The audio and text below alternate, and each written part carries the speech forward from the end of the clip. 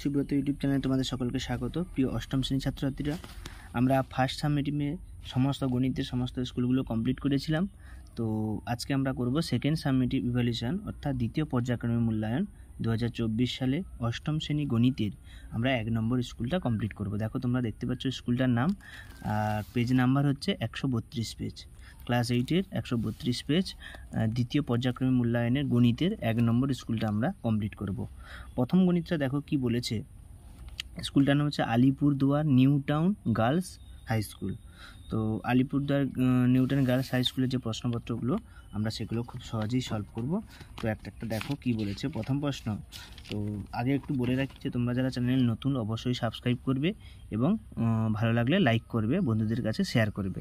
তো চলো প্রথম গণিত কি বলেছে না, 160 টাকার 35% সমান কত। তো দেখো এই গণিতটা আমরা করেছি।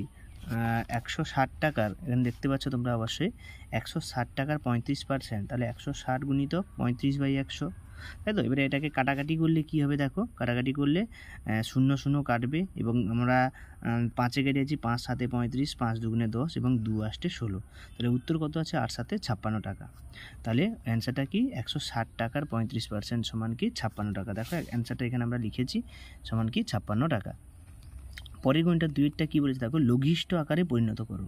তো একটা সূচকীয় মান দিয়েছে, সেটাকে লঘিষ্ঠ আকারে পরিণত করতে হবে। তো দেখো এটা আমরা কি করেছি। তো প্রথমে কি করেছি দেখো, 18কে ভেঙেছি। 18কে উৎপাদকে ভাঙলে কত হবে না, 3 3 9, 9 2 18। এবারে এ কটা আছে, এ হচ্ছে 4টে, 4টে এ গুণ চিহ্ন দিয়ে লিখলাম। বি কটা 5টা, 5টা বি গুণ চিহ্ন দিয়ে লিখলাম।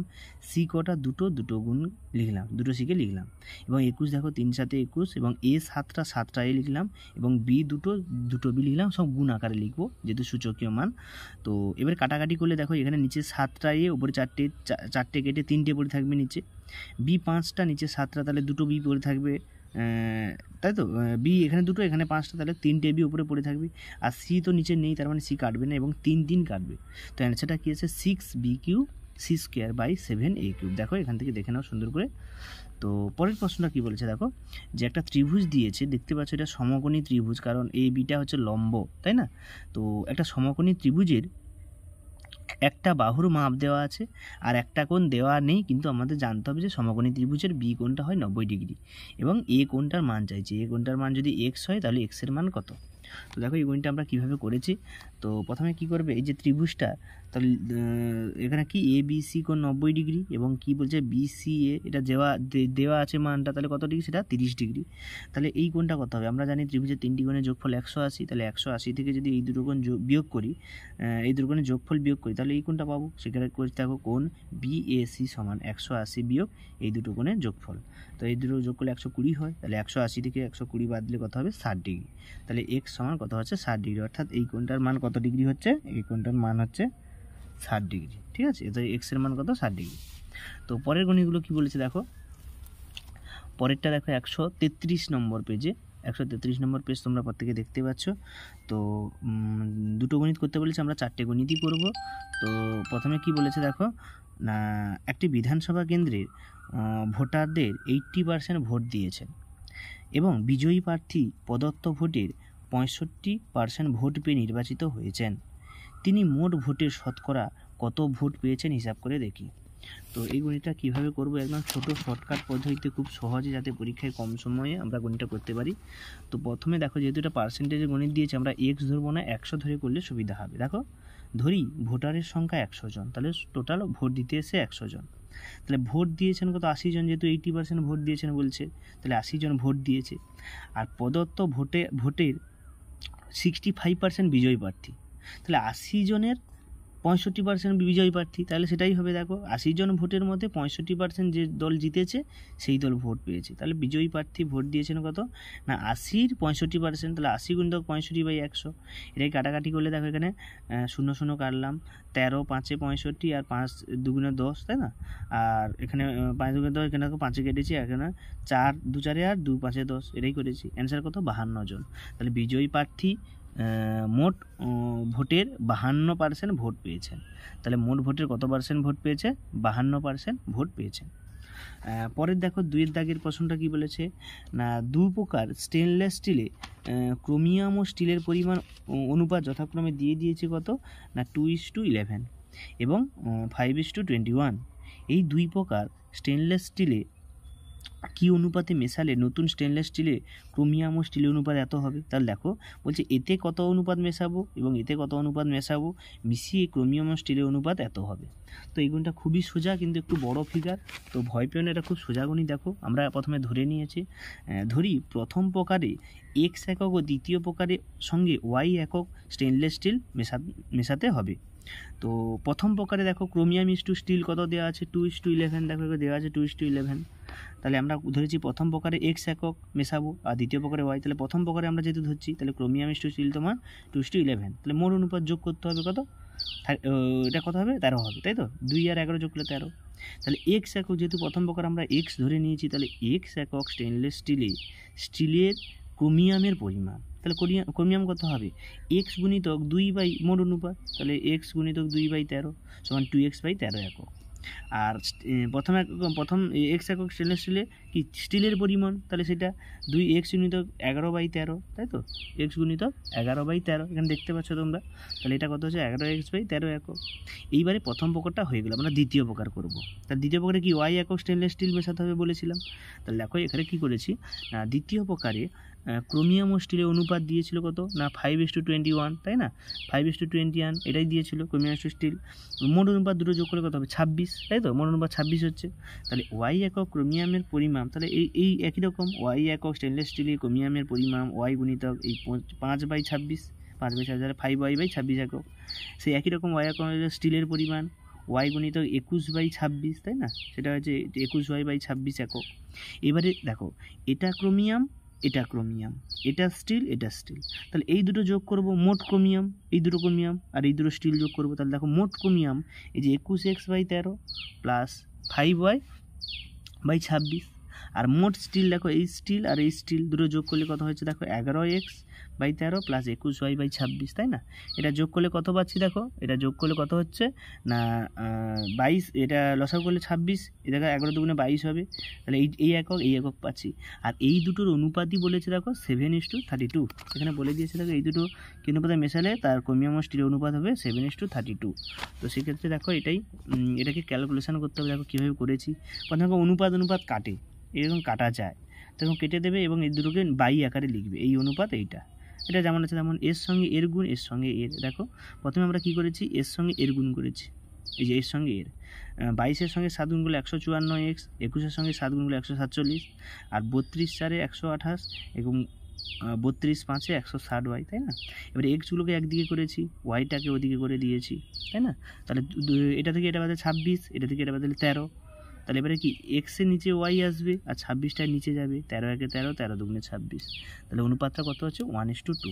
এখানে ভাষাটা দেখো আমি এদিক দিয়ে লিখেছি, তোমরা দেখতে পাচ্ছ এদিক দিয়ে লিখেছি, ভাষাটা লিখবে অতএব দুই প্রকার স্টেনলেস স্টিলে 1:2 অনুপাতে মেশাতে হবে, তাই না 1:2 অনুপাতে মেশাতে হবে। এখানে প্রশ্ন চাইছিল কত অনুপাতে মেশাতে হবে, দুই প্রকার স্টেনলেস স্টিল অনুপাত এত হলে দুই প্রকার স্টেনলেস স্টিলে কী অনুপাতে নতুন স্টেনলেস স্টিল কী অনুপাতে মেশালে, অর্থাৎ 1:2 অনুপাতে মেশালে তাহলে অনুপাতটা কত আসবে 7:32। তো প্রত্যেকে বুঝতে পেরেছো।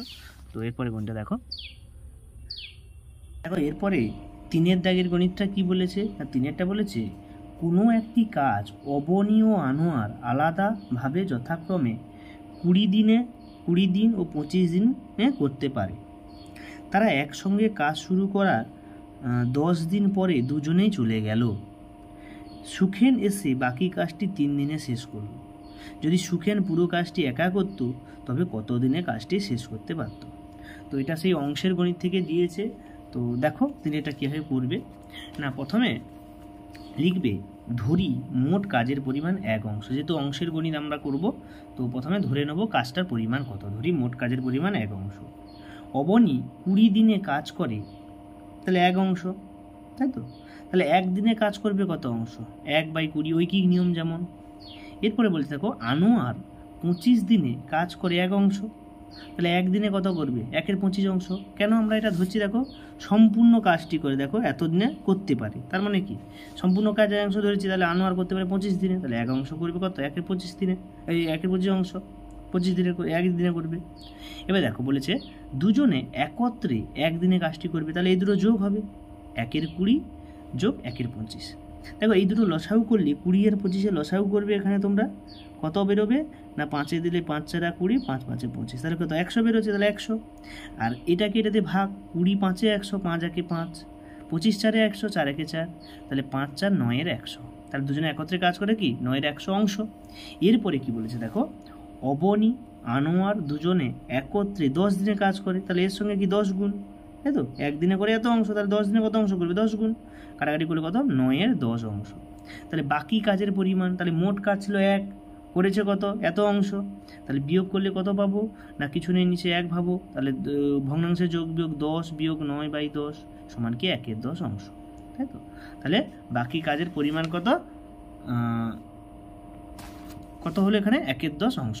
দেখো এরপরে কি করব, এবারটা একটু বড়, এরপরে কি করব না আমরা ঐকিক নিয়ম করব, যে গণিতের ভাষায় সমস্যাটি হলো, তাহলে সুখেন 1/10 অংশ কাজ করে, কাজ ও 3 দিনে শেষ করেছে। তাহলে দেখো কাজের পরিমাণ কত 1/10 অংশ, কত দিনে করেছে 3 দিনে, তাহলে 1 অংশ করতে কত দিন সময় লাগবে। তাহলে কাজের পরিমাপটা কমেছে, দেখো 1/10 থেকে 1 কিন্তু বড় অলরেডি, তাই না, 1 তো পুরো সম্পূর্ণ কাজ, তাহলে কাজের পরিমাণ বেড়েছে, তাহলে কাজের পরিমাণ যদি বাড়ে দিন সংখ্যা বাড়বে, তাহলে এখানে দেখো কাজের পরিমাণের সঙ্গে দিন সংখ্যা সরল সম্পর্ক, বাড়লে বাড়লে সরল, তাহলে নির্ণেয় দিন সংখ্যা কী হবে না দিন সংখ্যা বসবে, আর সরল সম্পর্ক মানে কি উল্টে যায়, উপরে 1 আর নিচে কি 10 হয়ে যাবে, তাই তো, আর 1-এর ওরকমই থাকবে, তাই তো। তাহলে দেখো এটা 1/1/10, তাহলে গুণগুলো কী হবে 1 3 গুণিতক 1 গুণিতক 10-এর 1, তাই না, তাহলে এটা কত হলো 3 10 30 দিন, কত দিন সময় লাগবে 30 দিন। তাহলে এখানে নিচে ভাষাটা লিখে ফেলবে তোমরা, সুখেন একা কাজটি 30 দিনে শেষ করতে পারবে। বুঝতে পেরেছো তোমরা প্রত্যেকে। দেখো গণিতটা আরেকবার দেখিয়ে দিচ্ছি, এর সামনের অংশটা হচ্ছে এইটা এবং এর শেষ ভাগের অংশটা হচ্ছে এইটা। এরপরে দেখো 4-এর গণিতটা কি বলেছে না 30 জন লোক 15 দিনে একটি গ্রামের রাস্তার 3/7 অংশ সারান। যদি আরও 10 জন লোক কাজটি করতে আসেন, তাহলে রাস্তাটির বাকি অংশ সারাতে কতদিন লাগবে তৈরাশি পদ্ধতিতে হিসাব করে দেখি। তাহলে তৈরাশি পদ্ধতিতে আমরা করব, কি কি দিয়েছে দেখো না, প্রথমে রাস্তার পরিমাণ দিয়েছে 3/7 অংশ, লোক সংখ্যা 30 জন, কত দিনে করে 15 দিনে, তাহলে বাকি অংশ কি 1 থেকে, ধরো মোট অংশ 1 যদি হয় 1 থেকে বিয়োগ, তাহলে 4/7 অংশ, কতজন লোক এসছে 10 জন, আরও 10 জন, তাহলে 40, তাহলে কতদিন সময় লাগে।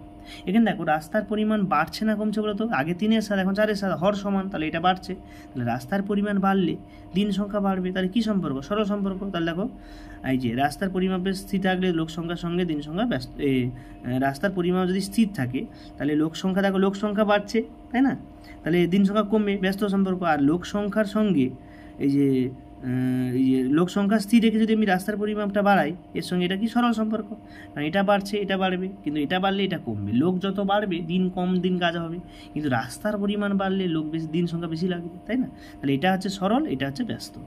তাহলে সরল থাকলে কি উল্টে যায়, দেখো 15 গুণিতক এটা সরল, তাহলে ওপরে এইটা যাবে নিচে এইটা আসবে, তাই না, তাহলে ওপরে এটা নিচে এটা এলো।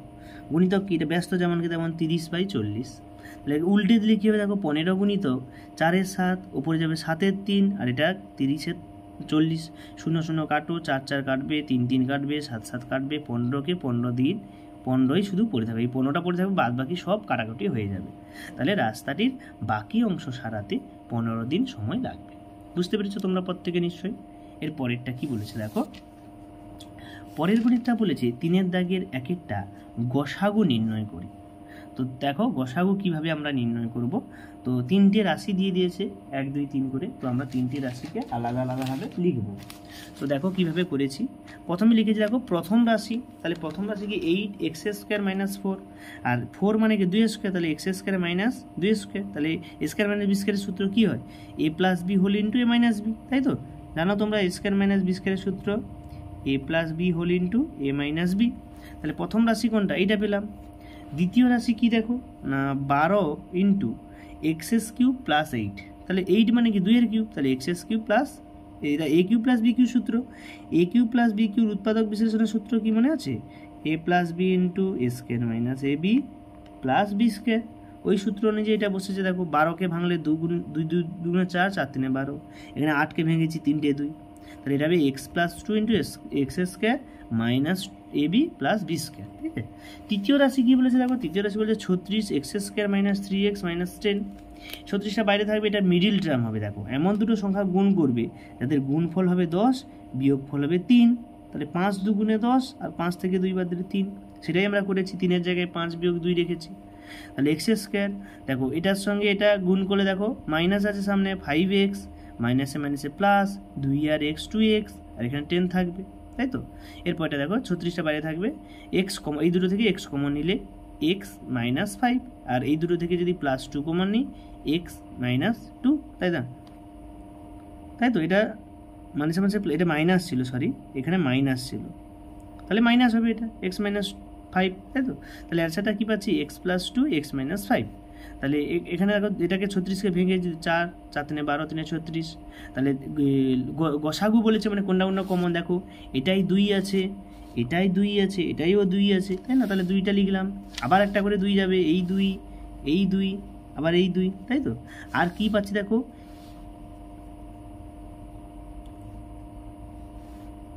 আর কিটা কমন যাচ্ছে গো, x plus 2 x plus 2 x plus 2, তাহলে এখানে থাকবে কি এক্স প্লাস 2। তাহলে অ্যান্সারটা কী দাঁড়াচ্ছে, 4 ইন্টু এক্স প্লাস 2। নির্ণয় গসাগু 4 ইন্টু এক্স প্লাস 2। চলো পরের গণিত কী বলেছে, পরে একটা লসাগু দিয়েছে। লসাগু দেখো 3টে রাশি, a b to the power 4 minus 8 a b, a square b to the power 4 plus 8 a square b, a b to the power 4 minus 4 a b square.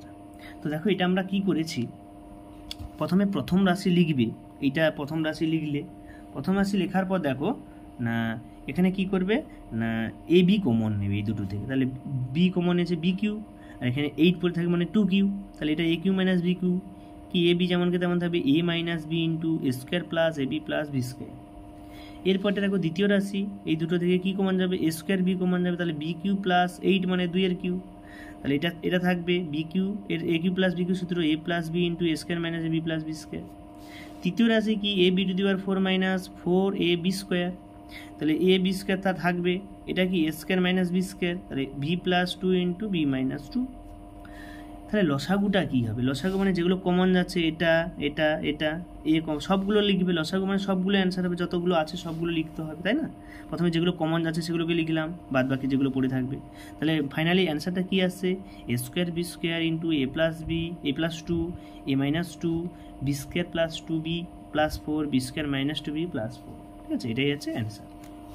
এরপরেরটা কী বলেছে দেখো, উৎপাদকের বিষয়। তাহলে পুরো লসাগুটা তোমরা দেখতে পাচ্ছ, দেখো পুরোটা ভালো করে আমি দেখিয়ে দিচ্ছি, এইভাবে তোমরা করবে একদম ফুল টু ফুল নাম্বার। পরেরটা দেখো একটা উৎপাদক বিশ্লেষণ দিয়েছে, x square minus b x minus a plus 3b a plus 2b, হ্যাঁ তো এটা দিয়েছে। তো দেখো উৎপাদক বিশ্লেষণটা আমি এখানে করেছি। প্রথমে দেখো এক্স স্কোয়ার মাইনাস, এখানে বি করতে হবে মাইনাস বি করতে হবে, এই দুটো গুণ করলে গুণ করে বিয়োগ করলে বি করতে হবে। তাহলে দেখো এমন দুটো সংখ্যা গুণ করো, এই দুটো সংখ্যা গুণ করলাম, গুণ করে এটাকে যদি আমি বিয়োগ করি, বিয়োগ করলে শুধু বি আসছে, তো সেই দুটো সংখ্যাই আমি বসিয়ে দিলাম। বাইরে এক্সটা থাকবে, এটা যেমনকে তেমন থাকবে। তাহলে গুণ করো, এটা থাকলো এর সাথে এক্স গুণ, মাইনাস মাইনাসে প্লাস, এর সাথে এক্স গুণ, এটা যেমন আছে তেমন থাকবে। এই দুটো থেকে এক্স কমন নাও, তাহলে এক্স মাইনাস এই সামথিং পড়ে থাকবে, প্লাস এই দুটো থেকে কি এটা কমন যাবে, কমন নিলে কি এক্স মাইনাস এইটা পড়ে থাকবে, তাই না। তাহলে এই দুটো থেকে কি কমন যাচ্ছে, একই এই দুটো সংখ্যা কমন যাচ্ছে, এবং এক্স প্লাস এ প্লাস 2b পড়ে থাকছে। এটাকে যদি আমি গুণ করে দিই কী হবে, এক্স মাইনাস এ মাইনাস 3b এক্স প্লাস এ প্লাস 2b, তাই না। তো এটাই হচ্ছে তাহলে ফাইনাল অ্যান্সার, নির্ণয় উৎপাদক বিশ্লেষণ, এটাই হচ্ছে ফাইনাল অ্যান্সার। তো ভালো করে দেখে নাও তোমরা প্রত্যেকে। এরপরেরটা কি বলেছে দেখো, এটা সরল করতে বলেছে, B square minus 5b 3b minus 4a into 9b square minus 16 square by B square minus 25 দিয়েছে 3 ভাজিত 3b square plus 4ab ab plus 5a। তো দেখো এই সরলটা খুবই সোজা, তো তোমরা অবশ্যই পারবে। তো দেখো কি বলেছে, প্রথমে দেখো বি স্কোয়ার মাইনাস 5b, তাহলে বি কমন নিলে কী থাকছে, বি মাইনাস 5, নিচে 3b মাইনাস 4 তো কমন যাবে না যেমনকে তেমন। এখানে দেখো এ স্কোয়ার মাইনাস বি স্কোয়ার, দেখো 3b এর হোল স্কোয়ার মাইনাস 4a এর হোল স্কোয়ার, এখানে বি স্কোয়ার মাইনাস 5 স্কোয়ার নিচে, তার নিচে ভাজিতক দিয়েছে, এটা থেকে বি কমন নিলে 3b প্লাস 4a, এখানে এ কমন নিলে বি প্লাস 5, এবার এটা যেমন আছে তেমন রাখলো, এটা A square minus B square সূত্র করলো A plus B A minus B, এটাও A plus B A minus B, এটা যেমন আছে তেমন। এবার দেখো সব কেটে যাবে, minus B minus five B minus five, 3b minus 4a 3b minus 4a, দেখো এখানে সব 3b প্লাস 4a পরে বি কাটবে, তাই তো সব কিছুতে শুধু এখানে একটা এ পড়ে থাকবে, তাহলে নির্ণয় সরল ফলটা কি উত্তর হবে এ, তাই তো এই ক্যালকুলেশনটা কী পড়ে থাকবে এ। পরের দাগে দেখো একটা উৎপাদক বিশ্লেষণ দিয়েছে, উপপাদ্য দিয়েছে, প্রমাণ করো যে ত্রিভুজের কোনো একটি বাহুকে বর্ধিত করলে যে বহিস্থ কোণ উৎপন্ন হয় সেটির পরিমাণ অন্তস্থ বিপরীত কোণ দুটির পরিমাপের যোগফলের সমান। তো এই গণিতটা দেখো কোথায় পাবে আমি দেখিয়ে দিচ্ছি, তোমরা প্রত্যেকের টেক্সট বই আছে পশ্চিমবঙ্গ মধ্য শিক্ষা পর্ষদে, টেক্সট বইয়ের পেজ নাম্বারে পেয়ে যাবে, দেখো আমি বলে দিচ্ছি,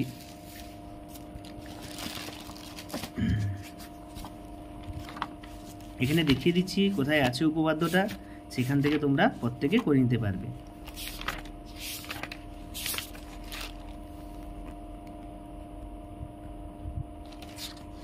এইখানেই আছে কোথাও কাছাকাছি উপপাদ্যটা, এই যে এইটা। তো দেখো এই উপপাদ্যটা তোমরা এইখান থেকে দেখে নেবে, অর্থাৎ পেজ নাম্বার কত না এই যে 147 পেজ, 147 পেজে তোমরা পেয়ে যাবে, তাই তো এখান থেকে তোমরা দেখে নিতে পারো 147 পেজ নাম্বারে এখান থেকে উপপাদ্যটা করে দেওয়া আছে, সেখান থেকে তোমরা প্রত্যেকে দেখে নাও। কত পেজে? 147 পেজে কত উপপাদ্য না 147 পেজে, না সরি এটা না, এই যে এইটা সরি এই যে কোনো বাহুকে বহিস্থ কোনো অন্তস্থ কোনো, এই যে 145 পেজের 7 উপপাদ্য, ঠিক আছে 145 পেজের 7 উপপাদ্য এখানে লিখবে, আমি এখানে লিখে দিচ্ছি। তাহলে 5 দাগের যে উপপাদ্যটা 145 পেজে 7 দাগের উপপাদ্য, ঠিক আছে। এখান থেকে তোমরা দেখো আমি বলে দিচ্ছি কিভাবে করবে। তো একটা ত্রিভুজ দিয়েছে, তার 3টে কোণ দিয়েছে এবং একটা বাহুকে বর্ধিত করেছে, এই যে বহিস্থ কোণটা, এই টোটাল যে কোণটা এই দুটো কোণের যোগফলের সঙ্গে সমান হবে, ঠিক আছে। তো এখানে দেওয়া আছে প্রমাণ অঙ্কন, প্রদত্ত প্রামাণ্য অঙ্কন প্রমাণ। তো এখান থেকে তোমরা অবশ্যই বুঝতে পারবে, না বুঝতে পারলে বলবে, আমি পরে এই উপপাদ্যটা বুঝিয়ে দিচ্ছি, ভিডিওটা বড় হওয়ার জন্য এটা আর ব্যাখ্যা করছি না। তো তোমরা যদি না পারো আমাকে কমেন্টে জানাও, আমি বলে দেবো। এর পরের যে উপপাদ্যটা বলেছে দেখো, অথবা দিয়ে প্রমাণ করো একটি ত্রিভুজে 3টি কোণের পরিমাণ সমষ্টি 2 সমকোণ বা 180 ডিগ্রি। তো এই উপপাদ্যটা কোথায় পাবে তোমরা? আমি যে এক্ষুনি দেখালাম যে এই যে আগে যেটা দেখিয়েছিলাম যে প্রমাণ করো একটি ত্রিভুজে 3টি কোণের পরিমাণ 180 ডিগ্রি, অর্থাৎ এটা কত পেজ? 147 পেজের 8 উপপাদ্য, ঠিক আছে। এখানে আমি খাতায় লিখে দিচ্ছি 147 পেজের 8 দাগের উপপাদ্য, ঠিক আছে 8 দাগের। তো এই উপপাদ্যটা তোমরা এখান থেকে দেখে নেবে, বইতে প্রত্যেকের বই আছে, তো সেই হেতু তোমরা প্রত্যেকে দেখে নেবে। এরপরে দেখো নিচে 6 দাগে দুটো প্রয়োগ দিয়েছে 3 নম্বরে। তো প্রথম বলেছে ত্রিভুজের বাহুগুলি একই ক্রমে বর্ধিত করলে যে 3টি বহিস্থ কোণ উৎপন্ন হয় তাদের সমষ্টি 4 সমকোণ। তো এই উপপাদ্য, এই প্রয়োগটা তোমরা পাবে বইয়ের 149 পেজ যদি খোলো, অর্থাৎ এই যে দেখো এই যে প্রমাণ করে ত্রিভুজের বাহুগুলিকে একই ক্রমে বর্ধিত করে 3টি বহিকোণ উৎপন্ন করে তাদের হয় 4 সমষ্টি, বহিকোণ তাদের সমষ্টি 4 সমকোণ, এটাই দিয়েছে দেখো 4 সমকোণ, ঠিক আছে। এই 6 দাগেরটা কোথায় পাচ্ছি আমরা? না বইয়ের 149 পেজের 4 প্রয়োগটা, তাই তো। আর এখানে আমি যদি লিখি যে 149 পেজের 4 দাগের প্রয়োগটা, ঠিক আছে 4 দাগের প্রয়োগটা এটা করে দেওয়া আছে। তো দেখো এটা তোমরা এখান থেকে দেখবে, অবশ্যই পারবে, না পারলে আমাকে বলবে, আমি অবশ্যই তোমাদের এটা বুঝিয়ে দেবো সুন্দর করে। এর পরের যে প্রয়োগটা দিয়েছে সেটা কিন্তু বইতে পাবে না, তোমাদের করতে হবে। কি বলেছে দেখো, যে চিত্রে, এই যে একটা চিত্র দিয়েছে, এই চিত্র অনুসারে কোণ ACD সমান 114 ডিগ্রি এবং কোণ ABC হাফ অফ কোণ BAC। তাহলে ABC ত্রিভুজের কোণগুলি পরিমাপ কত? এই কোণটার পরিমাপ কত? তো এই কোণটা করতে হলে তোমাদের কি করতে হবে দেখো, না প্রথমে আমাকে লিখতে হবে কি না কোণটা কি। ত্রিভুজ ABC এর কোণ ACD কত? 114 ডিগ্রি বলেছে। ABC সমান হাফ অফ এই ABCর মান, অর্থাৎ এই কোণটার মান যা, এই কোণটা তার অর্ধেক, তাই না, এই কোণটা তার অর্ধেক। তাহলে ত্রিভুজের বহিস্থ কোণের পরিমাপ অন্তস্থ বিপরীত কোণের যোগফলের সমান। আমরা যে এই আগের উপপাদ্যটাই যে এইটা যে প্রমাণ দেখালাম, তো এই উপপাদ্যের প্রমাণ থেকে পাই যে এই যে কোণটার যোগফল, এই কোণটার যোগফল কি এই দুটো কোণের যোগফলের সঙ্গে সমান হয়। তো সেইটা আমরা করলাম, দেখো টোটাল বড় যে কোণ এসিডি সেটা কি এই দুটো কোণের যোগফল এবিসি এবং বিএসি। তাহলে এটা কি হাফ অফ বিএসি, আর এটাও বিএসি আগে থেকে দিচ্ছে, এই কোণটার অর্ধেক হচ্ছে এই কোণটা। তাহলে এখানে দেখো এটা কমন নিয়েছি, এখানে 1/2 + 1 ভগ্নাংশ করলে কত 3/2, দেখো 1/2 + 1 কিছু নেই 1 লসাগু 2, 1 + 2 সমান কত 3/2। তো এখানে পাচ্ছি 3/2 ইন্টু কোণ বিএসি, 3/2টাকে ওদিকে পাঠালে ভাগ হবে, তাই না, আর ভাগ গুণ হয়ে উল্টে যাবে। তাহলে 114 ভাজিতক যদি 3/2 করি তাহলে 114 গুণিতক 2/3 হবে নিচে, আর এটাকে কাটলে কত হবে 38 দুগুণে 76 ডিগ্রি। তাহলে অর্থাৎ বিএসি এই কোণটার মান কত না 76 ডিগ্রি, তাই তো। এই কোণটা যদি 76 ডিগ্রি হয় তাহলে এটা কত হবে, তাহলে এটা কত এর অর্ধেক, তাই না, এর অর্ধেক, এটার অর্ধেক এটা হবে, তাই না, কোণ এবিসি।